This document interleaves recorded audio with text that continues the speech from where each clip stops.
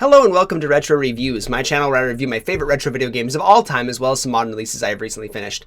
Today I want to do a modern release. I typically do retro reviews on Monday and then modern reviews on Wednesdays. Since I missed my Wednesday last week, I'm going to do 2 modern reviews this week, and that's great because they are sequential sequels. So I'll be talking today about God of War 2018 for the PlayStation 4.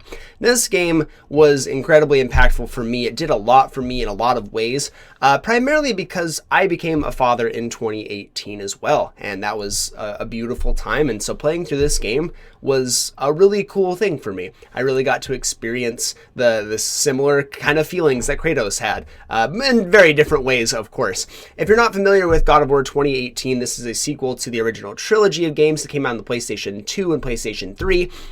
Where Kratos goes and wreaks havoc on the entirety of the Greek pantheon, killing them all. And 2018 was a reboot of the franchise that showed Kratos as someone completely different. In fact, in the opening trailer that we saw, it showed him wielding an axe and like the snow-covered region. He's got a beard, and everything just seems very different. This is no longer the blood-fueled, crazed Spartan from the original trilogy here. This is something entirely different, and you get that throughout the entirety of the experience as well. You see some hints of him still harboring a ton of rage and aggression. You still see the fierce god of war that he once was, but it's him trying to distance himself from that past and failing in a lot of ways, and all at the same time trying to care for his child while his wife has just passed on. It's a lot to unpack right at the beginning of the game. You learn all of this fairly quickly, that he's lost his wife, he has a kid, and he is doing his best to distance himself from his past. And it's such a beautiful story from start to finish.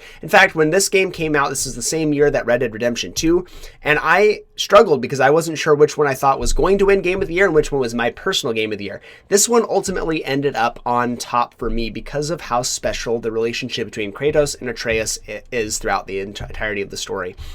At the beginning, it's very stiff, it's very rigid. You can see the struggles of Kratos being a dad. He doesn't really know what to do with this at this point. He clearly had a lot of help from his wife. That's very much implied in this game. And now he just really doesn't know what to do. He struggles because he hasn't told Atreus that he was a god, and that he is a god, and that Atreus also shares that lineage. And there's just so much resentment between the two because they don't understand each other, and Atreus is trying so desperately to appeal to his dad and show him that he is useful and that to make his dad proud of him, and Kratos trying his best to connect with him, but also keep him away from the things that might endanger him. All at the same time being wrapped up into the Norse mythology with gods hunting him down and him just doing his best to stave off and keep Atreus safe. It's a beautiful push and pull, and what really makes this game is how that relationship evolves throughout the game. I will be touching on some spoilers here. I gave you stuff about the intro, but this is your warning about some spoilers. I'll be going through maybe all of them. We'll see. This is your fair warning right now. So as Kratos goes through this game, he starts to see that he cannot keep this from Atreus for very long. He starts to recognize that this is actively hurting his son. When he's trying to protect him from that pain, it's actively hurting him in a way that actually physically harms him as well at one point. And he knows that he has to eventually tell Atreus what's going on. And it comes to a big boiling point when Atreus starts to question his dad and think that his dad just really doesn't care for him at all. And Kratos finally comes clean and says, "Hey, I'm a god and you are a god too." And once Atreus learns this, he's a very young child. He starts to grapple with this realization and then starts to think better of himself over others. And Kratos has to help him through that as well. It's this crazy, again, push and pull, this labored love here that they're working so hard to get. And the journey itself, getting from the beginning of the game where you're taking Kratos' wife's ashes to the top of this mountain peak that she's designated. That's where she wants to be scattered.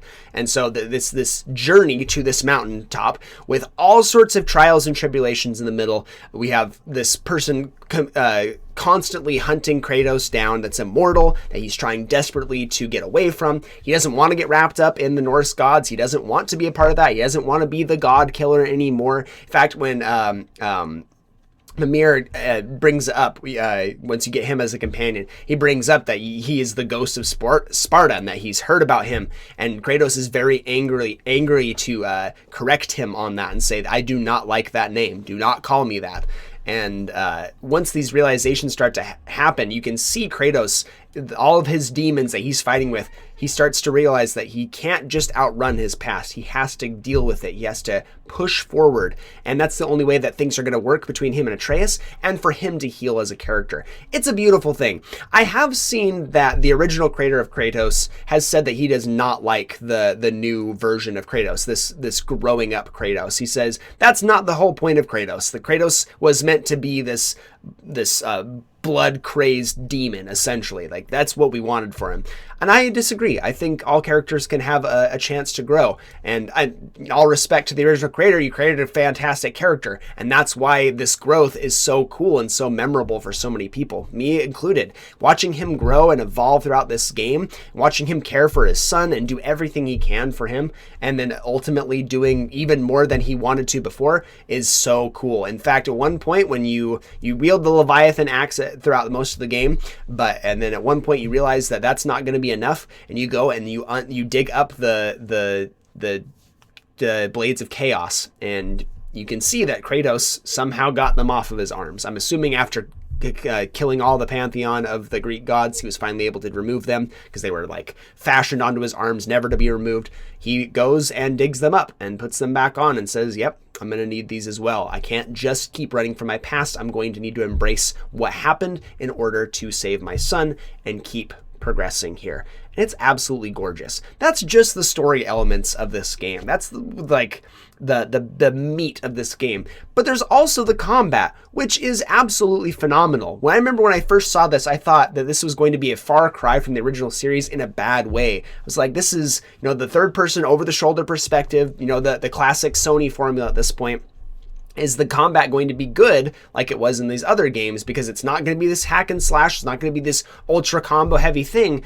What's it going to be? And the answer is very, very good. It feels Souls-ish, I hate using the term Souls-like because everything's a Souls-like now, but it does feel like that in terms of its combat. It's more difficult and challenging. You have a lot more tools at your disposal here. Once you have the Blades of Chaos and the Leviathan Axe, you'll start to unlock new things for each weapon, and that gives you different perks and different abilities. And utilizing those abilities is so dang fun. I'm not one to explore a ton of options, but in this game, I felt really compelled to try out a bunch of different things for the special attacks. Once you build up enough meter and everything, it's just so satisfying. Watching Kratos throw the axe and then clicking the command to bring it back, watching it hit someone on the way back and going into a combo is absolutely satisfying. Switching between the Leviathan Axe into the Blades of Chaos is so beautiful. You have a big old shield as well to parry things. The combat flows so seamlessly, and I loved it from start to finish. It did not get stale for me even a single time. The combat is excellent. The combat encounters can be really difficult, especially the side content when you're fighting